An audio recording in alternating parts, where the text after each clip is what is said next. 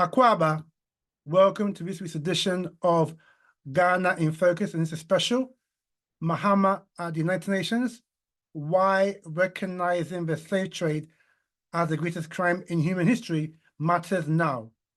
All right, so that's the theme for this week's show, Mahama at the UN, why recognizing the slave trade as the greatest crime in human history matters now. All right, so before we get into the show, as usual, if you like what you hear, please share to your friends, family, social media networks. Subscribe to Ghana African Fix on YouTube. Hit the notification bell, meaning that YouTube will notify you every time we upload a new podcast on YouTube. Similarly, we're on Spotify. Look out for Ghana African Fix on Spotify. Click the follow button, meaning that every time we download a new podcast, Spotify will notify you. Okay, and if you still want to do business in Ghana, we do offer a consulting service whereby we can tailor make a package that suits your needs and wants. And we have 10 years plus experience of doing business in Ghana, real estate, property, financial instruments, etc. So if you're interested in wanting to have a consulting with myself, I will leave you the email in the fullness of the show. You drop me an email and we can book you in for a consulting session. Now, this is the last time I'm going to mention this because it's nearly time.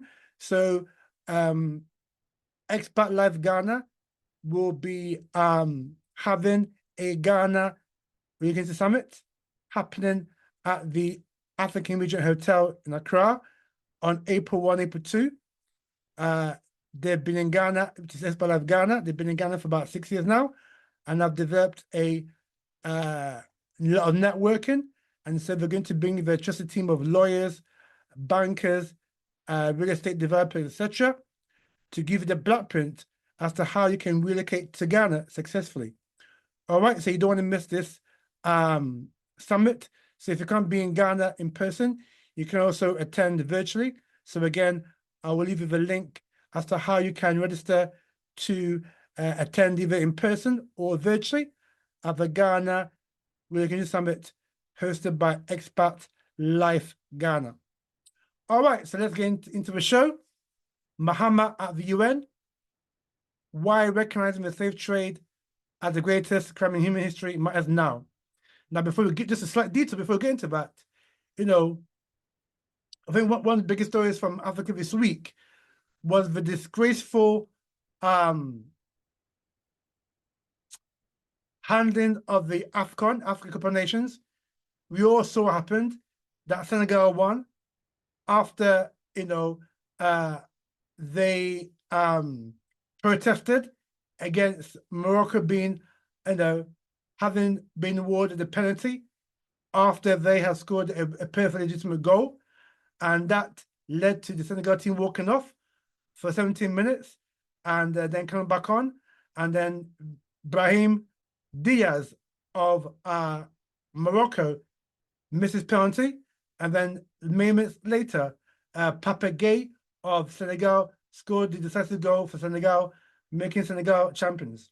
Now, this hurt Morocco so much. This hurt them so much because they wanted desperately to win on home soil, particularly after the country's massive investment in football, infrastructure, etc. So CAF overturned the decision, yeah. And now, Morocco has been handed supposedly the title of African champions for 2026. So the football association, this has caused a lot of uproar within the African continent and also outside the continent. And I've listened to a lot of podcasts over the last week or so about this decision by CAF. And I think, there's a unanimous agreement that CAF has been compromised by Morocco, and this, giving them the title, is not good, basically. So it's not good look for African football. So my take on it is that, just briefly, is that we know that Morocco behind this have bribed CAF, which is the Confederation of African Football, for CAF to make this decision on so-called Article 82 and 83, which really is a misinterpretation of those laws, according to football experts. So, Senegal will appeal against this ghastly decision. And even the Moroccan captain, Ashraf Hakimi, said that he didn't want a trophy because it wasn't won in the proper way, i.e. on the pitch. Yeah, and even some commentators have said that, football should be won on the pitch, not in the office. So it tells you how many African commentators, football commentators, are against this sham decision by CAF to award Morocco the title. But, we know Senegal are appealing against it, and we'll see where we go next with that. But anyway, I just wanted to drop that in as being one of the biggest stories making African content this week. So this podcast today is very pivotal and historical moment that could reshape global history. So this week, Ghana's president, John Dramani Mahama, will stand before the United Nations General Assembly and table a motion declaring for the formal recognition of the so-called transatlantic slave trade as the greatest crime in human history. So obviously scholars like myself, we don't refer to it as a transatlantic slave trade. we call it a great tribulation and suffering. There's a key Swahili word called maangamizi that sums it perfectly, as opposed to the European kind of narrative that states the transatlantic slave trade. But for these purposes of this program, on podcast over, we will use the term transatlantic slave trade. So Mahama is going to declare it as being the greatest crime in human history. Not one of, not arguably, but the greatest crime in history. So most of my listeners outside of Africa, you know about the Holocaust, the Jewish Holocaust. So if you live in America, Canada, UK, Europe, right, you know about the Jewish Holocaust, yeah, because it's taught in schools in Europe and North America, yeah. So many people are taught about the Holocaust, yeah, and I think in January 26th is Holocaust Day, World Holocaust Day, where the global Jewish community, remember what happened to Holocaust, and we're led to believe that that is the greatest crime in history, not understanding that the transatlantic slave trade is the greatest crime in history.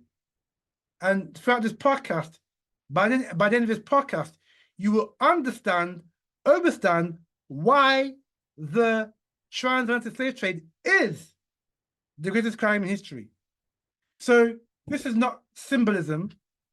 This is not rhetoric, mere rhetoric. It is a strategic, moral, and geopolitical intervention, and Ghana is taking the lead. Yeah.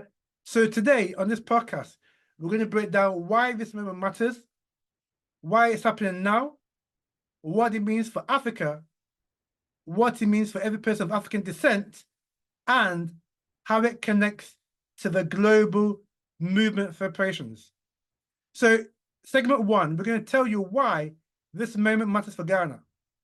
So Ghana is not just another African country speaking at the United Nations.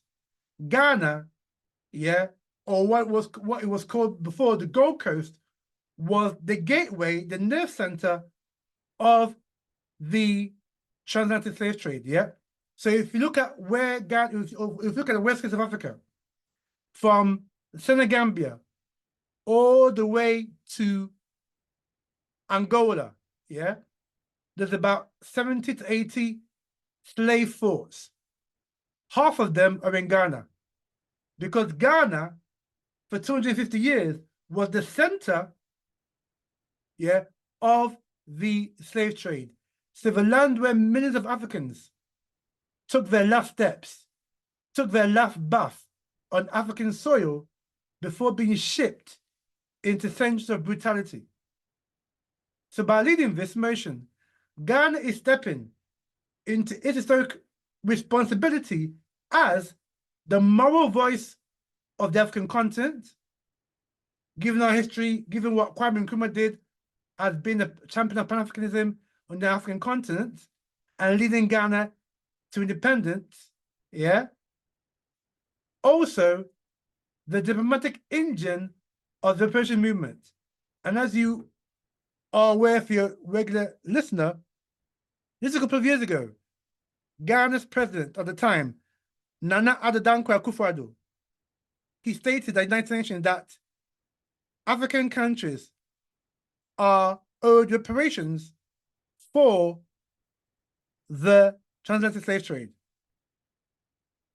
And as we know, Ghana is also the spiritual home of Pan-African memory and resistance. Yeah. So this is why you got many Africans from the from America, from Europe, and from the continent, making Ghana their home, because Ghana is seen as a spiritual home of Pan-African memory and resistance. So this is soft power. It's also about global leadership, particularly within the African framework, but also that Ghana is claiming its rightful place in world affairs as a moral spokesperson, particularly when it comes to African affairs. So, the next segment, we're looking at why Mahama is doing this right now.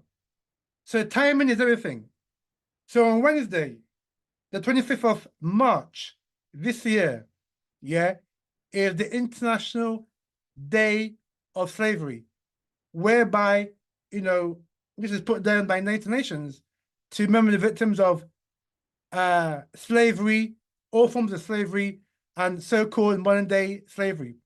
And the European peoples, yeah, like to focus on so-called modern-day slavery, yeah. But even that, there's how they decipher it is very nuanced, yeah.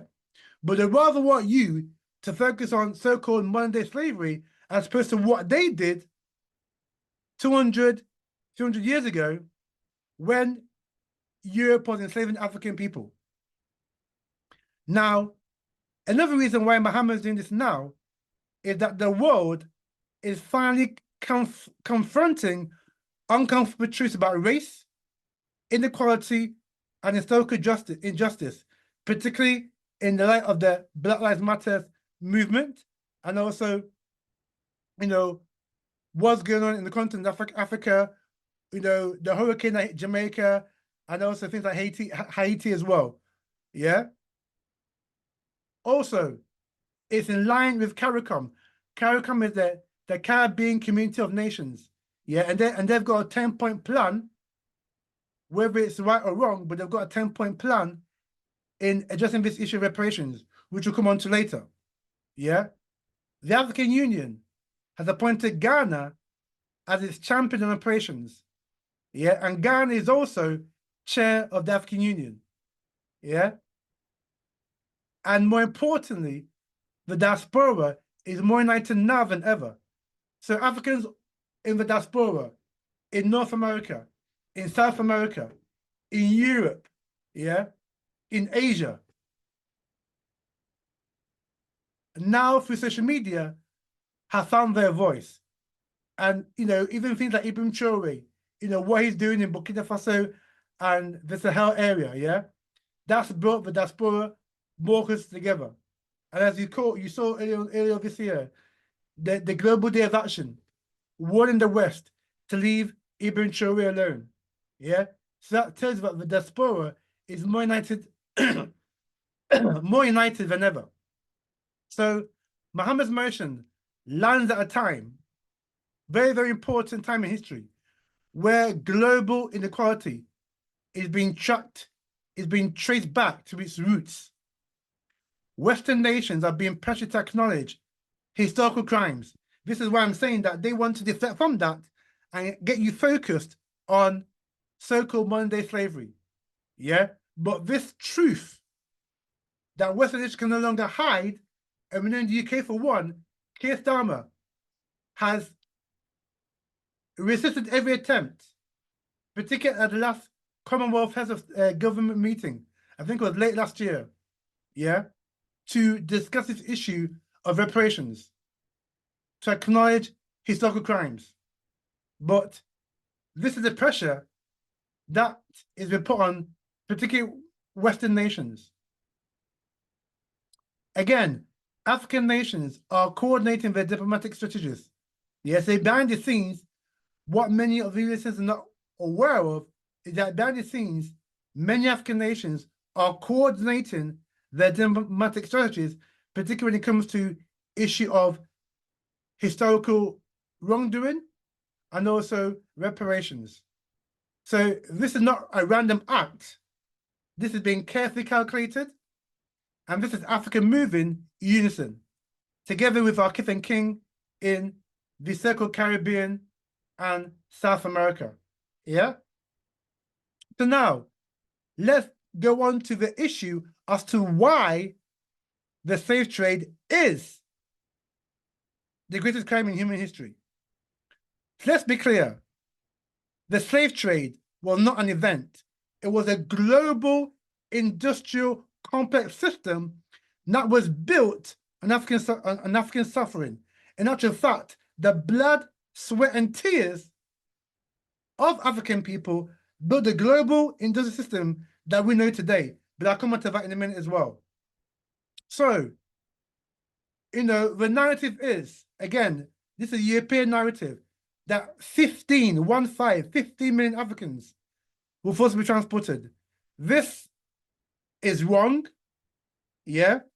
If you look at great African historians like Cheikh Diop, like Dr. Ben Yokinen, like John Herbert Clark, like Naim Akbar, like Professor Leonard Jeffries, like Professor Russell and Jeffries, and many, many others, right? Chancellor Williams as well. They've stated that at least 200 million Africans were taken from the continent, yeah? And even on that, half of that, over 100 million, died in the Middle Passage, i.e. they never saw the Americas or the Caribbean. So between the transportation from Africa to the so-called New World, yeah, 100 million Africans died. And we have stories in our archive, yeah, of slave owners, European slave owners of all hues, yeah, thrown Africans into the sea to claim insurance, yeah? This is well documented, and we have it in our archive. Millions more died in wars, raids, marches, and holding forts, yeah? Casting the lie that 15 million Africans were forced to be removed. 400 years this happened, 400 years. 15 million does it add up? Because even if 50,000 Africans were taken a year, and that's a very, very small cumulative estimate, times 50,000 by 400 years, how much do you get? 15,000 times 400 years, that's more than 15 million. So that tells you how European historians and such commentators lie as they usually do. So apart from the fact that more than 200 million Africans were transported, half of them died, makes that the enormity and also the time frame, 400 years, that alone makes it the greatest crime in human history. Entire cultures, societies were destabilized because of this forced removal, forced kidnapping, forced child trafficking of Africans by Europeans. Generations were erased.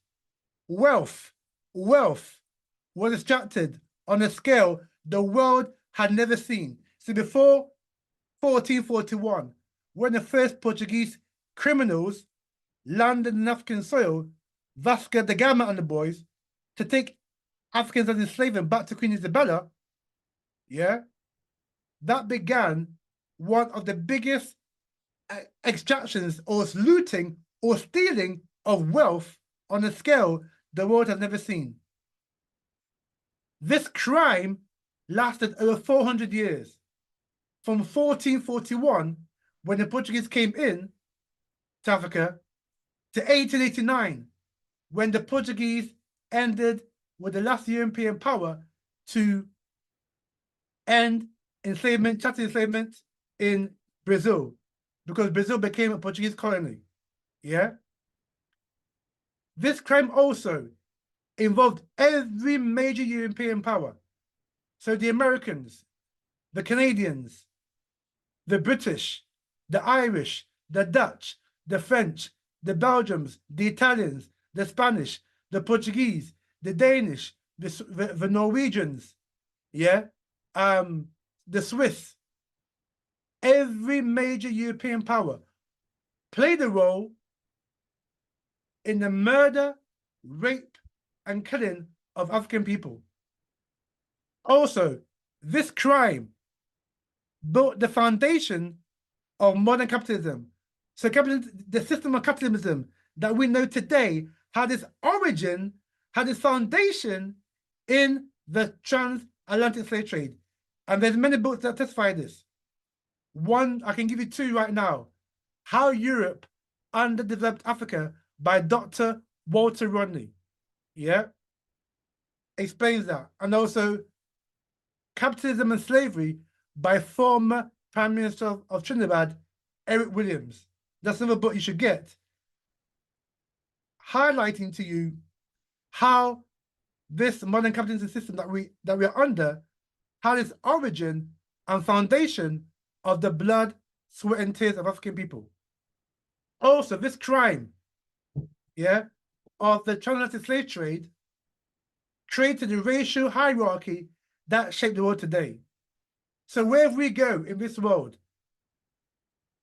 particularly outside of Africa, Black people, African people are at the bottom of every society.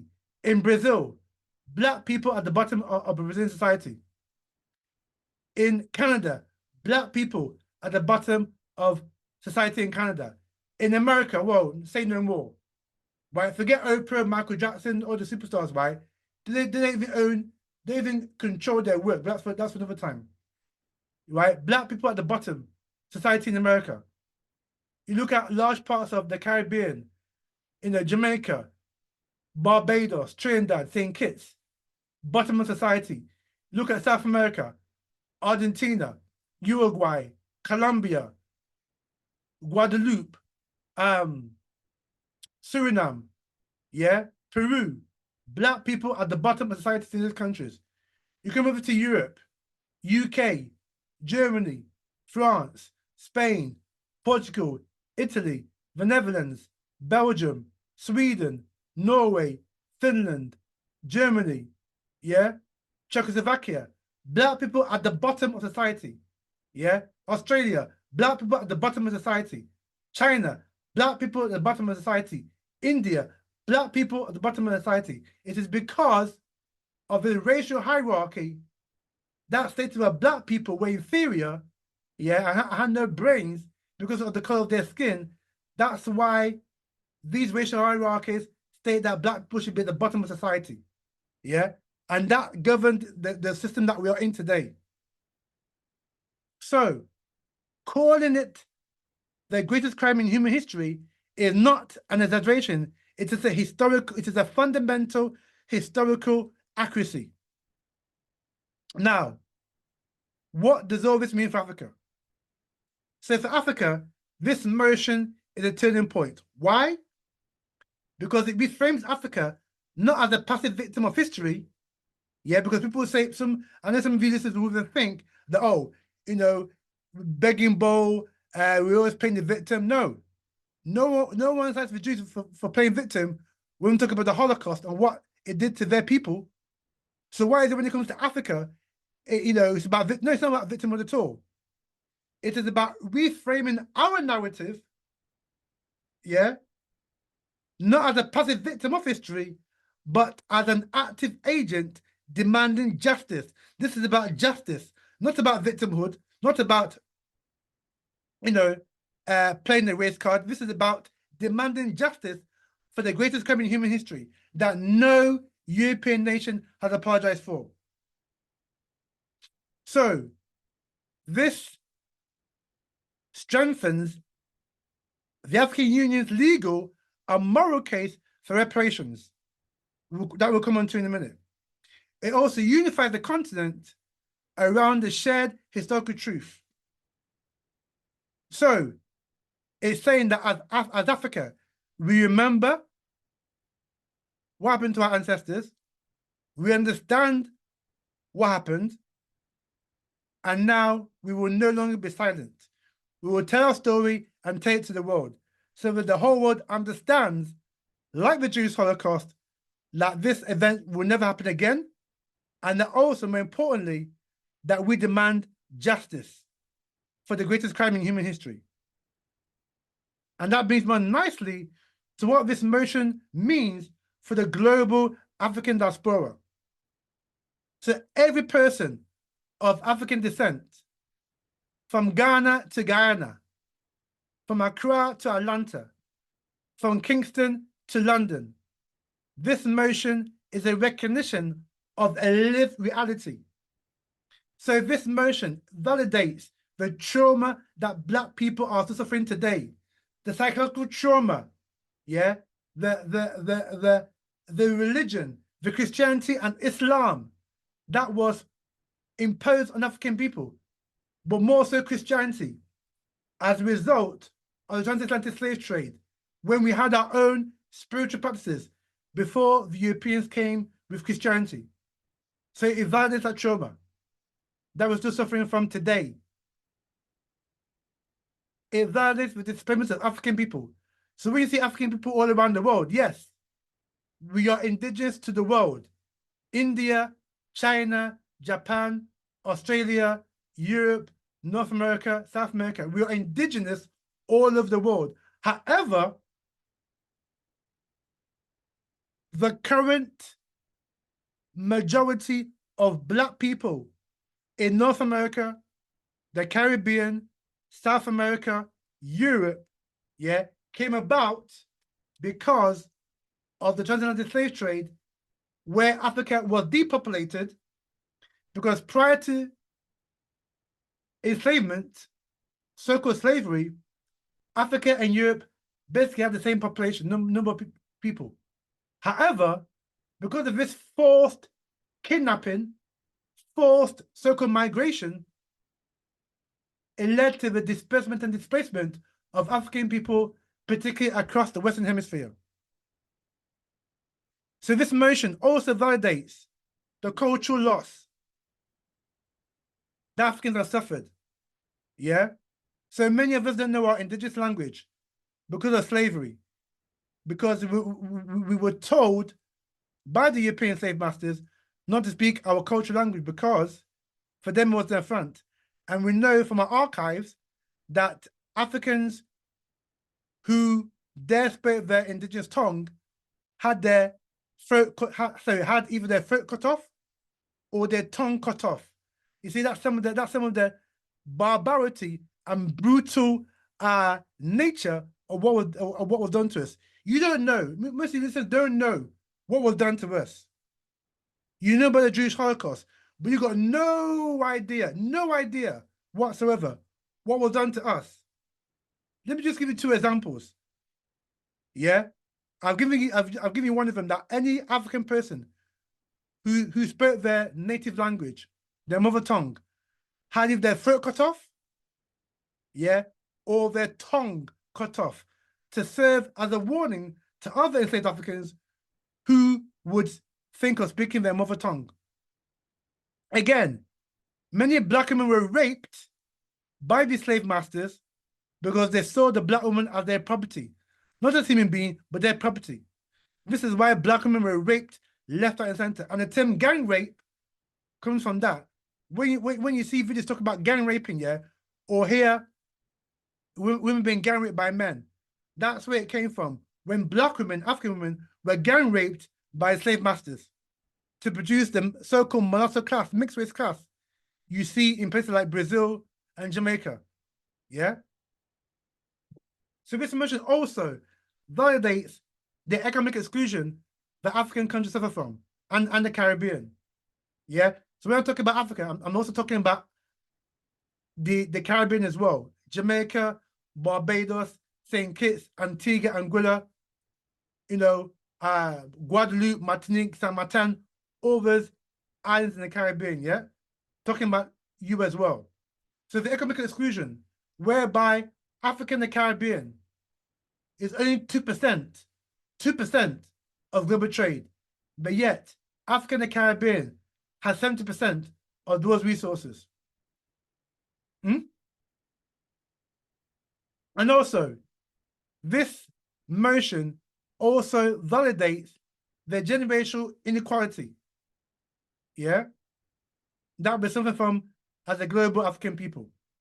So in wrapping up this section, this motion, the declaration of this motion, says that your suffering as Africans was real, your history matters, Black Lives Matters, and the world must acknowledge it. So this is healing, this is dignity, this is a global Black unity. Now let's talk about reparations. So the United Nations resolution, yeah, does not automatically produce compensation. However, it creates the legal and moral foundation for it because Europeans, because they know what they did. It's in their archive, it's in our archive. We know what they did. So this is why I don't talk about modern day slavery, but don't talk about slavery that happened 200 years ago. Yeah? If it's only 200 years. Because Britain abolished slavery 1839. We're in 2026. That's not 200 years. Yeah, America abolished slavery 1850. Sorry, 1860 after the Civil War. That's not 200 years. Brazil, 1889. That's 140 years? So slavery really in that long ago. And that's why they don't want to talk about reparations because they know that they owe us. So reparations, and let me talk about reparations for a moment. So it's not just about money, yeah? Because people talk about, think about reparations, they think about money. No, it's not about money. Money is a microcosm, just a microcosm of reparations. However, reparations is deeper than that, and it includes development financing. It also includes debt cancellation, so the debt that African countries and Caribbean countries are inherited through slavery and colonialism, that debt should be cancelled. Yeah. And even Haiti, to give you an example, Haiti had to pay French compensation, reparations for their freedom. Think about it now. And that money was paid to France, I think up until about 1940 or something. So for more than 100 years, Haiti had to pay France reparations for being free. Is that crazy? So, and that's why I say Europeans owe African nations big time. So reparations also includes institutional reform, particularly at the United Nations, where although Africa has 50 countries, it does not have a seat at the permanent members. I think there's 5 permanent members: US, UK, France, China, and Russia. There's no seat for Africa. And also within the architecture of the United Nations, Africa is barely represented at all. Yeah. Also, reparations are also about the return of stolen ancient spiritual artifacts. So, for example, like the Benin bronze, that belonged to the people of Nigeria. Some of the Asante gold ornaments, the Asante golden stool, the Asante golden staff, the Asante golden ornaments. Yeah, these are spiritual value, belong to the Asante people. Some of the Igbo masks and gold that was stolen by from the Igbo people. Yoruba, yeah, some of the culture were stolen from Yoruba. Wolof, Mandinga, other indigenous African groups had their artifacts looted, stolen by Europeans. And if you go to museums in Washington, New York, London, Paris, Rome, Berlin, etc., you will see stolen African artifacts in their museums.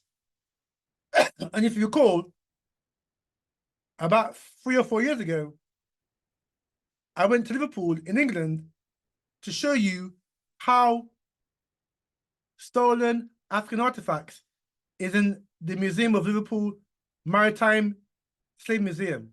Yeah, those artifacts should not be in the museum. It should be returned back to its rightful owners. That's what we mean by reparations. Also, reparations is about educational investment. Yeah.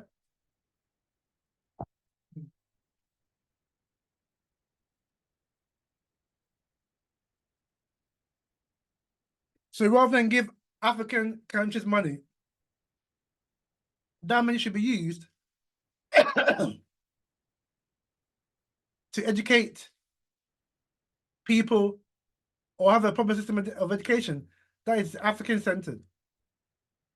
Also, reparations is about formal apology. Like I said, no European country, US, Canada, UK, Germany, the Netherlands, well, I'll take the Netherlands out of it, but no European country has made a formal apology to African people for its role in the slave trade, apart from probably the Netherlands. I think about 2 or 3 years ago, the then Dutch Prime Minister Mark Rutte, and also the King, I think his name is King William of Netherlands, they made a formal apology, yeah, for the Netherlands' role in the transatlantic slave trade. Yeah. So apart from the Netherlands, no other European power has made a formal apology regarding its role in the greatest crime in human history. And finally, reparations is about structural repair. Yeah. So this notion that Mahama is going to push on Wednesday strengthens the case for all of these nuances of reparations. Yeah. So it moves reparations from its activist demand to an international legal discourse, something that European powers, for obvious reasons, want to avoid at all costs. And so in closing, Ghana is making history. President John Mahama's motion is not just a speech, it is a declaration that Africa will no longer whisper its pain. It will speak boldly, globally, and unapologetically African. The slave trade was the greatest crime in human history, and now the world must face that truth. This is Ghana's moment. This is Africa's moment. This is the beginning of the global repair of the African family. And so thank you for listening to this special edition of Ghana in Focus. And we hope that you've learned something, you've understood something about why the slave trade is the greatest crime in human history, not the Jews' Holocaust, and why Mahama is pushing to make that a fact globally. So that the whole global family understands, yeah, that the transatlantic slave trade is the greatest crime in human history. And so thank you for listening to the show. Again, if you like what you hear, be sure to your friends, your family, social media networks. Subscribe to Ghana African Focus on YouTube. Hit the notification bell, and you will get updates from YouTube. Again, look out for Ghana African Focus on Spotify. Hit the follow button, and Spotify will also notify you of any new podcasts we upload. We're on all the main podcast providers, so wherever you get your podcast, you can check out Ghana African Focus. Just Google or type in Ghana African Focus in the search engine, and you get the podcast. All right, so for myself, Kwame, and from all the crew here on Ghana in Focus, is thank you very much for listening to the show, and we'll see you in the next edition of Ghana in Focus.